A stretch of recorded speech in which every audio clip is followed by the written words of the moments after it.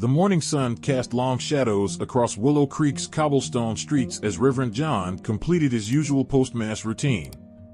The church bells of St. Michael's echoed through the valley, their resonance mixing with the gentle whisper of wind through the surrounding hills. At 55, John had grown accustomed to the predictable rhythm of small-town life, finding comfort in its simplicity. Yet, this particular Sunday would mark the beginning of a journey that would challenge everything he thought he knew about his peaceful community. As he rounded the corner of the church, a movement caught his eye. Near the garbage bins, a small figure hunched over, methodically searching through discarded items. The boy couldn't have been more than 10 years old, his clothes worn and dirty, his movements careful and deliberate. When their eyes met, John saw something that struck him deeply, a weariness that no child should carry. "It's all right," John said softly, maintaining his distance. "You're not in trouble." The boy remained frozen, clutching a piece of stale bread like a lifeline. His eyes darted between John and the nearby alley, calculating his escape route. "I'm about to have breakfast in the kitchen. Would you like to join me? We have fresh bread and eggs." The invitation hung in the air for what seemed like an eternity before the boy gave an almost imperceptible nod. John led him to the church's small kitchen, where the morning light filtered through stained glass windows, creating patterns of colored light on the worn wooden table. As the boy ate, John noticed an unusual pendant hanging from a leather cord around his neck, an intricate symbol that seemed oddly familiar. "I'm Arthur," the boy finally whispered, breaking the silence. His voice was soft, but carried a hint of an accent John couldn't quite place. As Arthur gradually relaxed, bits and pieces of his story emerged. He spoke of different cities, temporary homes, and lonely nights, but something about his tale felt incomplete, as if he were carefully selecting which parts to share. Word of Arthur's presence spread quickly through Willow Creek.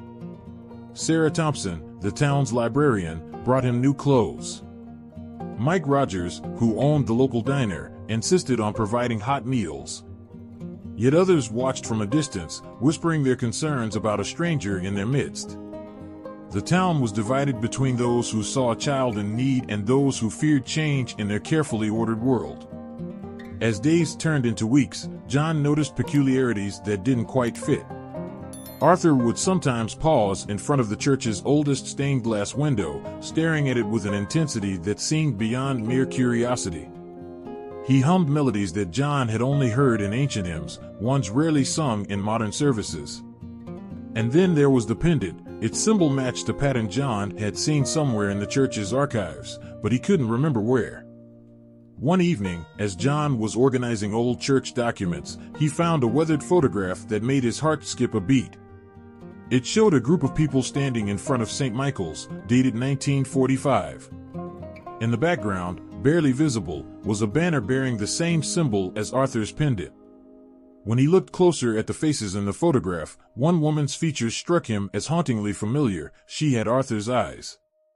The discovery led John to the church's basement archive, where decades of records lay waiting. As he searched through yellowed pages and faded photographs, a pattern began to emerge. References to a group called the Guardians of St. Michael appeared repeatedly in documents from the 1940s, always in connection with helping displaced families. The same symbol from Arthur's pendant appeared on their letterhead. That night, John lay awake in his small apartment above the church, listening to the creaking of old wood and the whisper of wind through the bell tower. He couldn't shake the feeling that Arthur's appearance in Willow Creek was more than mere chance. Something had guided this boy to St. Michael's, and tomorrow, John would begin to uncover exactly what that something was. The following morning brought an unexpected visitor to St. Michael's. Margaret Wells, the town's eldest resident at 87, appeared at the church door before the morning service. Her arrival was unusual. She hadn't attended Mass in years, claiming her arthritis made the walk too difficult.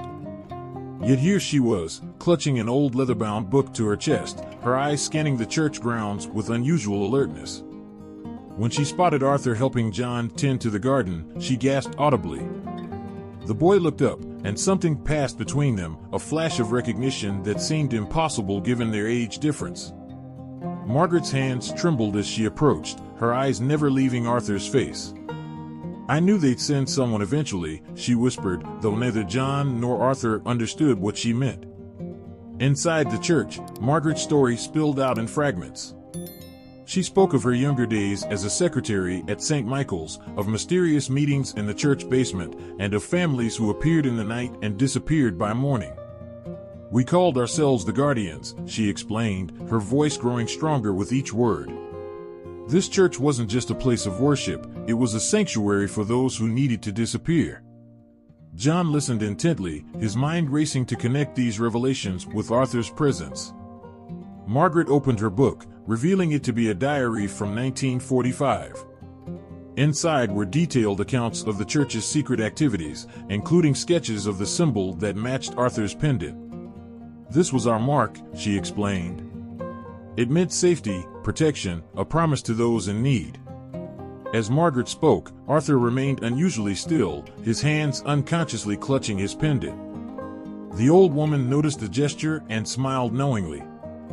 That pendant, she said, I haven't seen one like it in over 60 years. They were given only to those we helped and those who helped us. Child, where did you get it? Arthur's response was barely audible. It's always been with me. The lady at the orphanage said I was wearing it when they found me.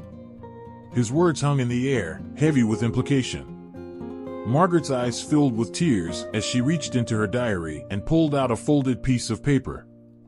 It was a map of Willow Creek and its surrounding hills, with various locations marked in faded ink. The discovery of the map set off a chain of questions in John's mind. The marked locations formed a pattern, with St. Michael's at its center. One spot, marked with a small cross, caught his attention. It was in the hills just outside town, near the old Miller property. Margaret noticed his interest and nodded slowly. That's where they kept the records, she said. Everything about everyone who passed through here. We had to protect their identities, you see. Keep them safe. Later that afternoon, as John and Arthur worked together organizing hymnals, the boy seemed lost in thought. Reverend, he finally said, do you think my parents might have been one of the families the Guardians helped? The question carried the weight of years of uncertainty, of nights spent wondering about his origins.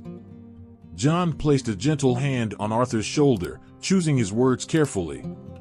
Before he could respond, they heard the church door open. A man stood in the entrance, silhouetted against the afternoon sun. He was tall and lean, dressed in a well-worn suit that spoke of long travel. Benedict River, bringing with it a wave of unusual events that could no longer be ignored. The first incident occurred during Sunday Mass, when elderly Mrs. Patterson, who had suffered from severe arthritis for decades, found herself able to kneel and stand with ease after Peter, hidden in the rectory, had reached out and touched her hand through the window during her visit to Father John the previous day. News of Mrs. Patterson's miraculous recovery spread quickly through the small town.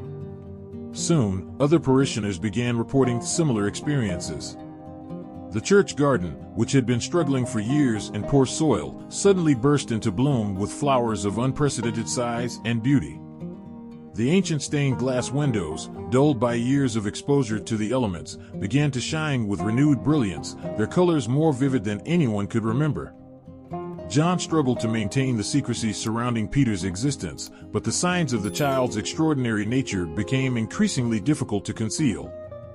The golden light that had first appeared at the river now manifested regularly, particularly when Peter was happy or sleeping peacefully.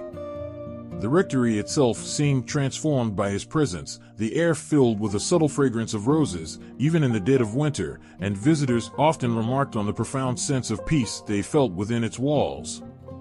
One evening, as John was preparing for evening prayers, Sister Margaret, one of the most observant members of the congregation, arrived unannounced. Her keen eyes had noticed the changes in the church, and her position as the principal of the local Catholic school made her particularly attentive to unusual occurrences. As they talked in his office, Peter's cry echoed faintly through the walls. Sister Margaret's expression shifted from curiosity to concern. "Father John," she said gently, "I believe there's something you haven't shared with us."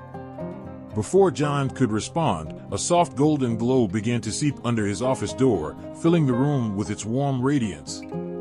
The sisters' eyes widened in wonder as the light danced around them, carrying with it the same sense of divine presence that John had experienced by the river. In that moment of revelation, Sister Margaret became an unlikely ally. Rather than expressing judgment or scandal, she saw the presence of something truly divine in the situation. She offered to help John care for Peter, understanding the impossible position he found himself in. Her assistance proved invaluable, providing both practical support and spiritual guidance as they worked to understand the nature of Peter's gifts. However, their small circle of secrecy was about to be broken. Bishop Edward, known for his rigid adherence to church protocol, announced an unexpected visit to St. Benedict River. The news sent John into a panic. How could he explain the presence of a miraculous child in his care? More importantly, how could he protect Peter from those who might not understand or accept his extraordinary nature? As the date of the bishop's visit approached, strange dreams began to plague John's nights. In these visions, he saw Peter surrounded by crowds of people, his golden light touching and healing them all. But there were also darker elements, shadowy figures watching from a distance, their intentions unclear. The dreams left John with a growing sense of urgency, a feeling that something momentous was approaching. Sister Margaret suggested moving Peter temporarily to the convent's nursery, where he would be safe from prying eyes. But on the very morning they planned to relocate him, an unexpected visitor arrived at the church. Standing in the doorway, her face pale but determined, was Mary Ann. The months away had changed her. There was a new strength in her bearing, and her eyes held a look of purpose that John had never seen before. "I've been having visions," she announced without preamble, her voice steady despite the magnitude of her words. "And I'm not the only one. Something is coming, Father John, something that will change everything. Peter isn't just a miracle, he's a sign, and it's time for the world to understand why he was entrusted to your care." The morning of Bishop Edward's arrival brought an unusual stillness to St. Benedict River. The air hung heavy with anticipation as Father John paced the worn stone floors of the church, his footsteps echoing through the empty nave. In the convent's nursery, Peter slept peacefully under Sister Margaret's watchful eye, unaware of the gravity of the moment that approached. Bishop Edward's reputation preceded him, a man of unwavering faith and strict adherence to church doctrine. His unexpected visit had sent ripples of concern through the small parish community. As his black car pulled up to the church entrance, John felt his heart racing. The bishop emerged, tall and austere in his formal attire, his silver cross catching the morning light. The initial meeting in John's office started formally enough, with discussions about parish affairs and community outreach. But then something extraordinary happened. A familiar golden light began to filter through the windows, filling the room with its warm radiance. The bishop paused mid-sentence, his eyes following the unusual illumination. "Tell me, Father John," he said, his voice carrying both authority and curiosity, "how long has your church been experiencing these unusual phenomena?"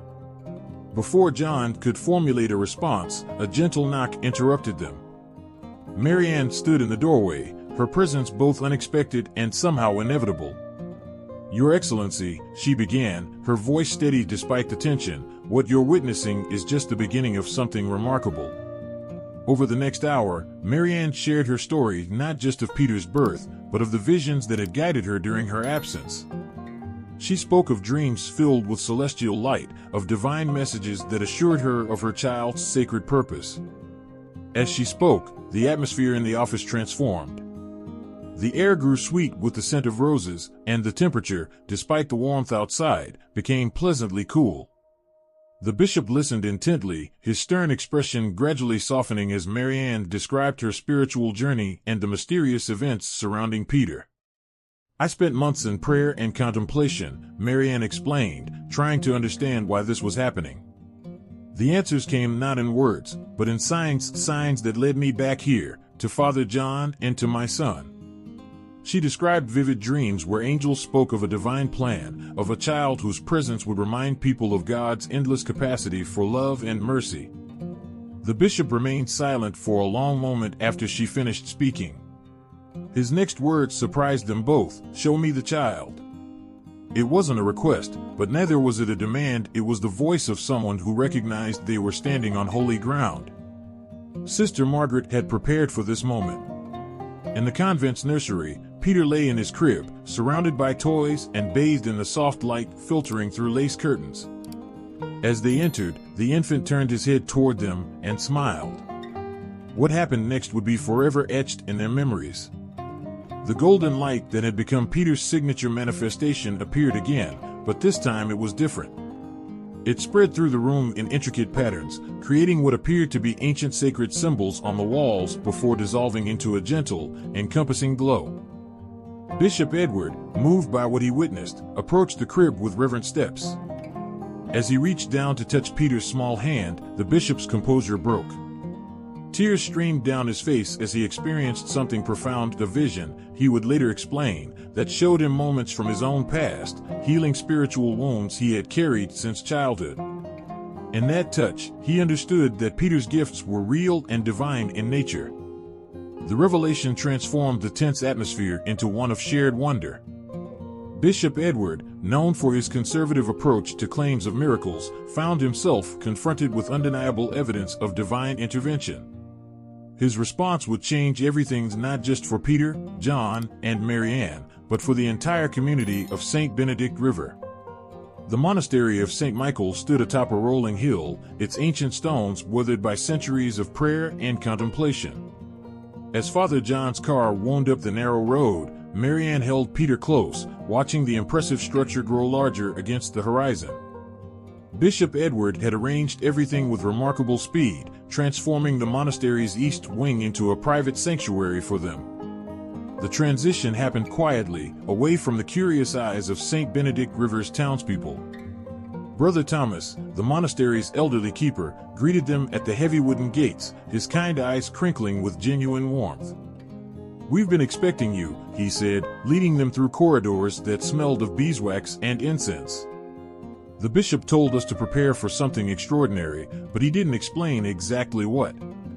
The new home consisted of connected rooms overlooking the monastery's famous rose garden. As they settled in, Peter's presence began to affect the ancient building in subtle ways. The roses, despite being well past their blooming season, burst into magnificent color.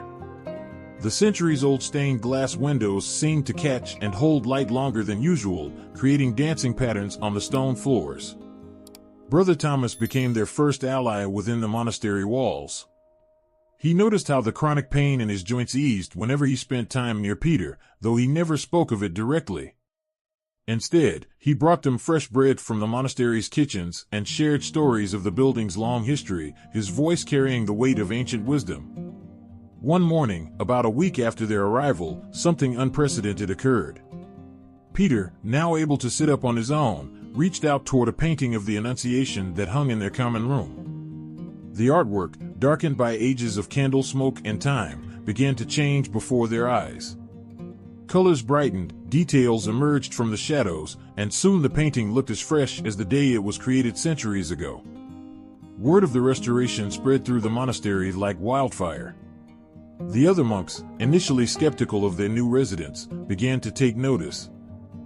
Father Michael, the monastery's art historian, declared it impossible. The painting's restoration would have required months of careful work by expert conservators. Yet here it was, renewed by the touch of a child. Mary Ann watched these events unfold with a mixture of pride and concern. Her visions had become more frequent since arriving at the monastery, each one more vivid than the last. In them, she saw Peter surrounded by people seeking healing and hope, his gift touching lives far beyond the monastery walls. But she also saw shadows gathering, forces that might seek to exploit or harm him. John, too, felt the weight of their situation growing. The bishop's protection offered them safety, but for how long? Rumors of miraculous events at the monastery had begun to spread, drawing attention from both religious scholars and skeptics. Letters arrived daily, requesting audiences or demanding explanations. Some even contained veiled threats from those who viewed Peter's gifts as a challenge to their own religious or scientific worldviews. Late one evening, as John walked the monastery's silent corridors, he encountered Sister Claire, one of the few nuns who lived in the adjacent convent. She had been praying in the chapel and spoke of a vision she'd experienced, one that aligned eerily with Marianne's dreams. "The child," she said, her voice barely above a whisper, "he's not just a miracle. He's a messenger, sent to remind us of something we've forgotten." That same night, Peter exhibited another extraordinary ability. During evening prayers, when all the monastery's candles traditionally were lit, every flame in the chapel suddenly grew brighter, casting a warm glow that reminded John of Peter's golden light. The monks present fell silent, their prayers transforming into profound wonder. In that moment, even the most skeptical among them couldn't deny the divine presence they felt. Yet with each new manifestation of Peter's gifts, the pressure of secrecy became more difficult to maintain. Bishop Edward's weekly reports to Rome had caught the attention of higher church authorities. Questions were being asked, investigations proposed. The peaceful sanctuary they had found at St. Michael's Monastery stood on the brink of exposure, and with it, the delicate balance they had managed to maintain. The day everything changed began like any other at St. Michael's Monastery. The morning bells rang through the misty air, calling the monks to prayer. But as the sun rose higher, casting long shadows through the ancient corridors, an unprecedented number of visitors began arriving at the monastery gates. Word of Peter's gifts had spread far beyond their secluded sanctuary. John watched from his window as cars filled the usually empty parking area. Among the visitors, he recognized religious scholars, journalists, and even a group of scientists who had been requesting access for weeks. Bishop Edward had arrived early, his presence both a comfort and a reminder of the growing pressure they faced. In their private quarters, Marianne sat with Peter, now a toddler whose golden light had become stronger and more controlled. The child played quietly with wooden blocks, each touch leaving traces of gentle illumination that slowly faded like afterimages. She looked up at John, her eyes reflecting a certainty that had grown over the past months. "It's time," she said simply. Brother Thomas knocked on their door, his familiar gentle presence now tinged with urgency. "The Vatican has sent representatives," he announced quietly. "They're waiting in the main chapel." The moment they had both feared and anticipated had arrived. As they walked through the monastery's corridors, Peter in Marianne's arms, the ancient stones seemed to pulse with energy. The chapel was filled to capacity, an unusual sight in the typically quiet monastery. As they entered, Peter's golden light began to emanate, filling the vast space with its warm radiance. The assembled crowd fell silent, watching in awe as the light danced across the walls, bringing the biblical scenes in the stained glass windows to vivid life. Bishop Edward stepped forward, addressing the gathering with quiet authority. "What you are about to witness," he began, "is not just a miracle, but a reminder of the divine presence that exists in all of us." As if responding to his words, Peter reached out toward the congregation, and the golden light expanded, touching everyone present. What happened next defied explanation. Each person in the chapel experienced something deeply personal: memories of joy, moments of healing, feelings of profound peace. The scientists present watched their instruments record impossible readings. The skeptics felt their doubts melt away in the face of undeniable divine presence. The religious scholars witnessed their academic understanding transform into living faith. Marianne stepped forward, her voice clear and strong. "For months, I ran from what I thought was shame," she said, only to discover it was grace calling me home. Peter's gift isn't just about performing miracles, it's about reminding us that the divine light exists within each of us. As she spoke, Peter touched her face, and the golden light revealed her own internal transformation, from a frightened young woman to a vessel of divine purpose. Father John moved to stand beside them, finally understanding his role in this extraordinary journey. "We've been trying to protect Peter," he said, when in fact, he was sent to protect something in us: our capacity for wonder, our ability to believe in something greater than ourselves. The golden light seemed to pulse in agreement, growing brighter with each word. Sister Claire, who had been quietly observing from the side, suddenly gasped. The painting of the Annunciation that Peter had restored began to glow with the same golden light, and before their eyes, every piece of religious art in the chapel was renewed, colors brightening, images becoming crisp and clear as if freshly painted. But more than just physical restoration was taking place, each person present felt something profound stirring in their souls. As the light touched the Vatican representatives, their expressions shifted from careful neutrality to wonder. The head of the delegation, Cardinal Romano, approached Peter with tears in his eyes. "In all my years of investigating miraculous claims," he said, his voice thick with emotion, "I've never experienced anything like this. This child, he's not just performing miracles. He's awakening the miracle that exists within each of us." The truth of the Cardinal's words resonated through the chapel. Peter's gift wasn't just about supernatural occurrences, it was about revealing the divine spark that existed in every human heart. The golden light that had first appeared on that fateful night by the river had become a beacon of hope, not just for a small parish in St. Benedict River, but for all who witnessed it. Bishop Edward stepped forward once more, his face serene. "The Church doesn't just accept this miracle," he announced, "we embrace it as a reminder of God's endless capacity for wonder and love. St. Michael's Monastery will become a center of spiritual renewal, where all are welcome to experience this divine light." End of story. If this story of divine light and miraculous transformation has touched your heart, we invite you to continue this spiritual journey with us. Every week, we bring you remarkable tales of faith, hope, and the extraordinary ways the divine manifests in our lives. Just as Peter's golden light touched everyone in the chapel, let these stories illuminate your path. Subscribe to our channel to receive notifications of new stories that explore the mysteries of faith and the power of divine love. Like this video to help spread this message of hope to others who might need it. Share your own experiences and thoughts in the comments below. Your story might be the light someone else needs to see. Join our growing community of believers and seekers, where each story is a reminder that miracles still happen and that the divine light exists within us all. Together, let's keep the flame of faith burning bright.